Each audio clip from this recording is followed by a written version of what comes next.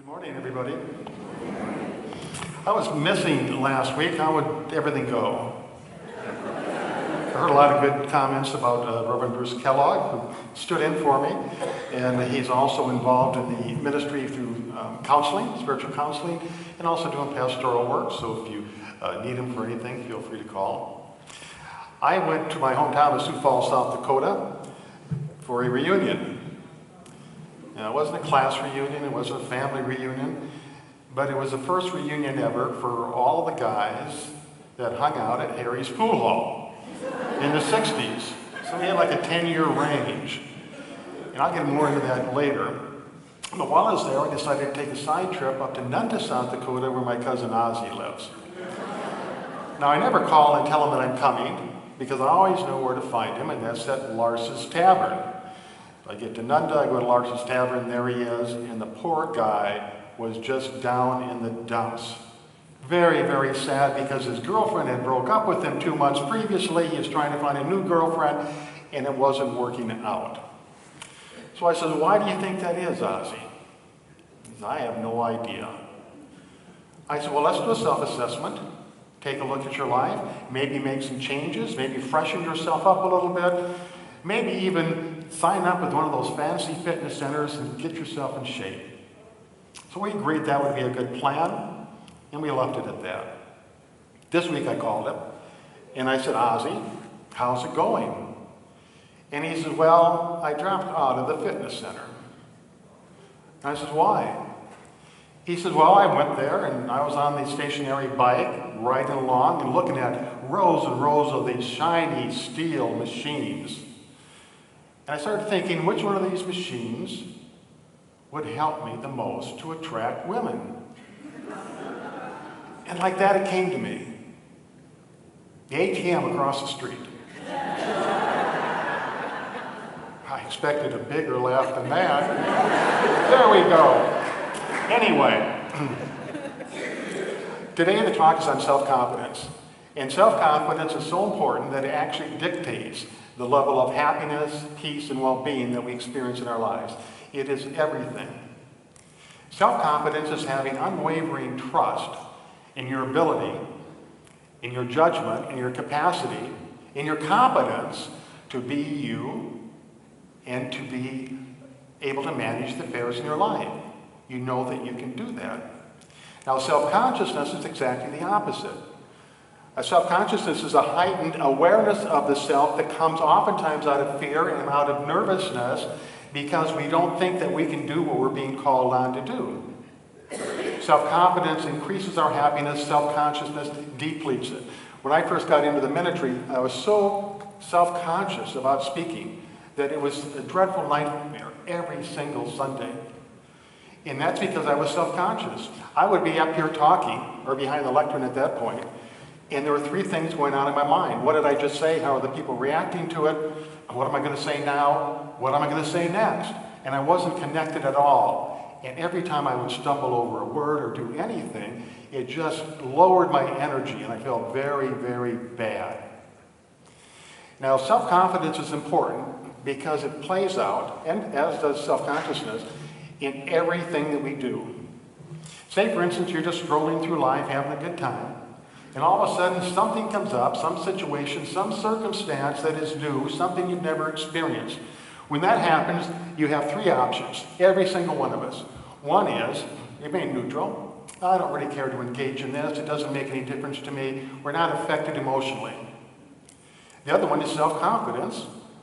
Wow, a new experience. I can do this. I can make an attempt. It's going to be enjoyable. I feel good about it. And so we move into the experience. And the last one is resistance. We begin to worry.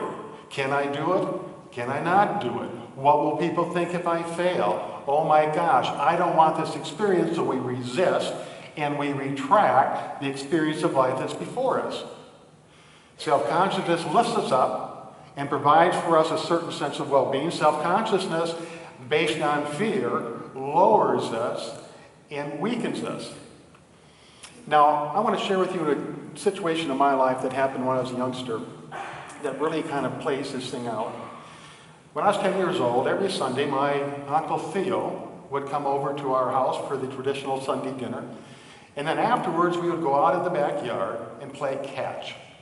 Uncle Theo was a baseball player. He had played in the minor leagues, and he wanted me to be a baseball player. So we started out about 10 feet apart, and he'd throw me the ball, and I'd throw it back to him. Then we moved to 15 feet, and eventually got to 30 feet. And when Uncle Theo would throw the ball, it was a soft, easy lob. It seemed like I could watch that ball coming at me for minutes. Sometimes I just have to move a foot or two to catch it. Sometimes I didn't move at all. The ball just came and landed right in my glove. Well, after a while, I thought I was becoming a pretty good baseball player. I caught the ball all the time. So when Little League started, I decided to try out for the team. I went there, signed up, and indicated that I wanted to be first baseman because I was a left-hander. And Uncle Theo said, left-handers are the best first base people. So shortly after that, we started the practice with the scrimmage, divided up into 2 teams, and I went to first base. Well, my friend Richard was on the pitcher's mound. My friend Charlie was batting. Richard winds up and he throws the ball as fast as he can. Charlie hits it straight down the middle of the field. Richard shuffles over a bit, snags the ball, turns towards first base, and throws it at me as hard as he can. Now this is a reminder. Up until this point, I was catching Uncle Theo's soft, easy lobs. And all of a sudden, I see this ball coming at me faster than a speeding bullet. And I got scared. I didn't know what to do, so I hit the dirt. The ball hit Charlie in the back as he ran across first base. He was mad. The pitcher was mad. The coach just lowered his head and shook it. And the rest of the team began to laugh. The coach called me in and put me on the bench. Now, needless to say, I didn't make the team. But going home that day, I felt very bad about myself. I felt bad because I was going to disappoint Uncle Theo. I felt bad because I wasn't as good as I should be. I felt bad because I embarrassed myself to all the other teammates. Now, you might think this is kind of a sad story, and it certainly was at the time. But life has a way of correcting itself. Life has a way of balancing things out. In AA, there's a saying, new playground, new playmates. And so while the rest of my friends were on the Little League team playing baseball, I searched out new playmates. And my playground went from the baseball field to Harry's pool hall. And I became very competent at shooting pool. And I felt good about myself. That was my environment. Everybody else around supported me. And they loved me. There was a certain freedom there. Now, I tell you this story because each and every one of us at some point in our lives has experienced a time when we felt incompetent, when we felt embarrassed, when we felt like we were being criticized because we just weren't good enough. Whether it was cheerleading, studies, relationships, making money, whatever it was, there is a time when we've all felt that we are less than we should be, and that hurts. Now, the reason for that is because we turn on ourselves and we criticize ourselves. We can't be competent at everything. We just move into the world, we try different things, and that's good. But to turn on the self and to attack the self and to criticize the self and to degrade the self doesn't serve a purpose at all. In an example of the 3 different options we have, when we pull back and retract from experiencing life and from being who we are, at that same time we lose our purpose in life and we lose our meaning in life. My good friend Nerval opened me up to a fellow named Jordan Peterson, and he wrote 12 Rules of Life. Now, in the first rule, he talks about life beginning 300 million years ago. And he uses lobsters as an example of all life forms at that time. 300 million years ago, there was a system called hierarchies and status levels, very much like there is today. But in a lobster colony, there were, say, 10 different levels, status levels, and the one on top became the boss, controlled the territory. The one on top got the best place to live, which was close to the best food that was available. As you go down the status levels, the ones in the bottom didn't have such a great place to live and didn't get the best food. The one on top, also primarily men or males, primarily attracted the females because the females wanted somebody that could guarantee that they would get the highest quality offspring. Well, that same system of hierarchy and status symbols exists today. The people that are high on the hierarchy with the highest status level are the happiest. And they're the ones that are the healthiest. They're the ones that are problem-free, carefree. Now, you might think, sure, I understand that, because the high status level are the ones with money. They're the ones that have the power. They're the ones that have the control. They're the ones that dictate what things do, and every other status lower them doesn't really challenge them. But that's not the case at all. It couldn't be more wrong. Status levels aren't about things out there. It's not about the money you have or the fame you have or the power you have. It's not about winning a trophy, a blue ribbon, or a gold medal.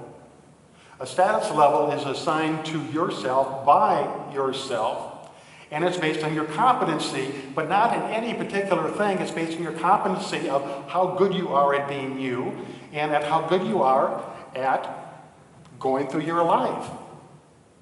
You determine it. Now, nature has a brilliant way of helping with this. Going back to the lobsters, 300 million years ago, there was a mechanism in their brain, which was a neurochemical transmitter, but just forget that word because you don't need to remember it. But there was a mechanism in the brain where if a lobster at a lower status started to challenge a lobster at a higher status, it withdrew the serotonin, which is the comfort, happy chemical in our body. So it warned the challenger, don't go after that person because you'll die if you try that.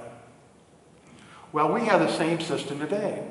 When we move into a situation, that third example, that third option I was talking about, where I resist and I retract, that is simply myself telling myself, you can't do this, you're not good enough, don't even try. And when that happens, when the self turns on the self, that mechanism in our mind withdraws our serotonin. And you all know that. You know it doesn't feel good to not feel good about yourself. You know it doesn't feel good when you're beating up on yourself. You know it doesn't feel good when you indicate to yourself that you're a failure, you're no good, and you never will be. When we engage in thoughts that are supportive and encouraging, it's exactly the opposite. That little mechanism in the brain releases serotonin and we feel good about it. When you think thoughts of hope, when you think thoughts of faith, when you think thoughts of love, when you think thoughts of self-acceptance, all those things that feel good to you, you reward it by getting an extra dose of serotonin. I find that to be absolutely amazing. Genius. How could nature, how could God, how could the body system create something like that that gives us moment by moment direction of how we're doing, of how competent we are in being who we are and living the life we're meant to live. Self-confidence is everything.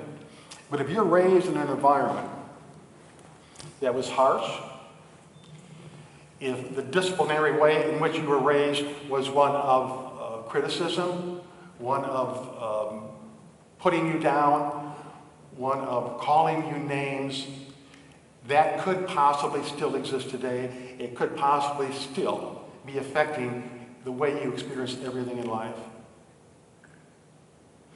So the idea of self-confidence is not necessarily to be proud and march through life with your head up, but rather it's to be 100% accepting of the self at any given time and accepting of what's going on in the world, knowing if you don't like it, you can change it.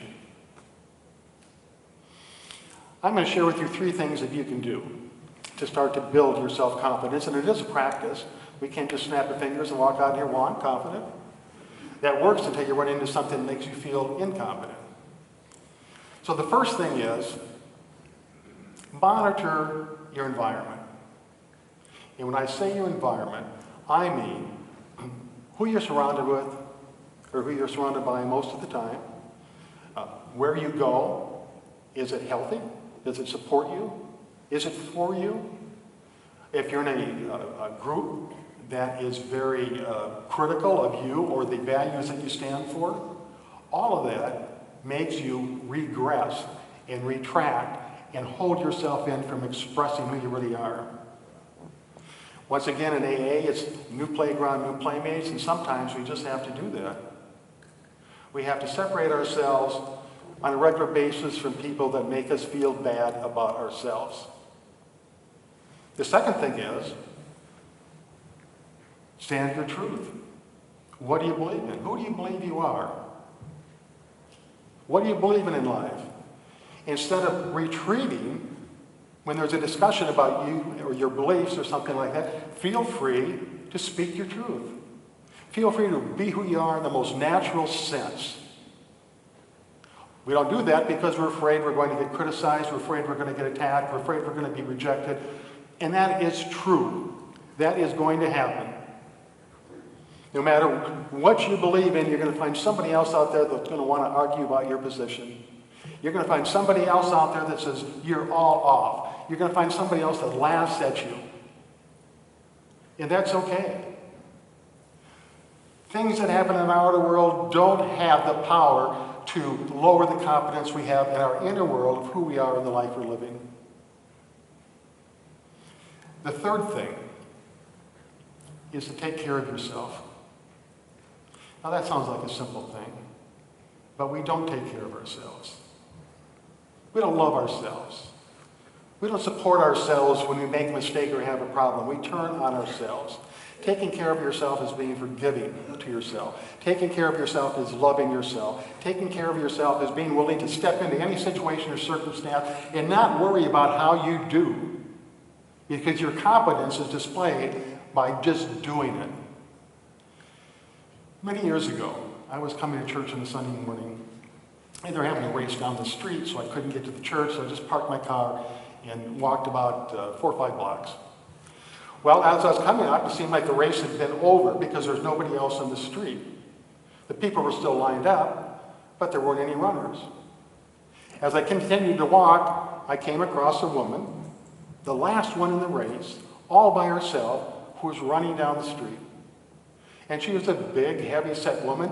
Her steps were very, very small. And people started to laugh. But her head was held high, and she had a smile on her face, and she was prancing like a Kentucky racehorse. And all of a sudden, the people started to clap. And that was a lesson to me. You just do whatever you're called on to do, and do it the best you can with pride in yourself. If you do these 3 things as a practice, you'll discover that your life will elevate to a point where you'll have more happiness, you'll have a greater sense of peace, and you'll have more well-being. So you go into meditation, think about that. Make a truce with yourself.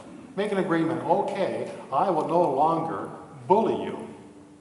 Because inside each of us, there is a submissive and there is the bully.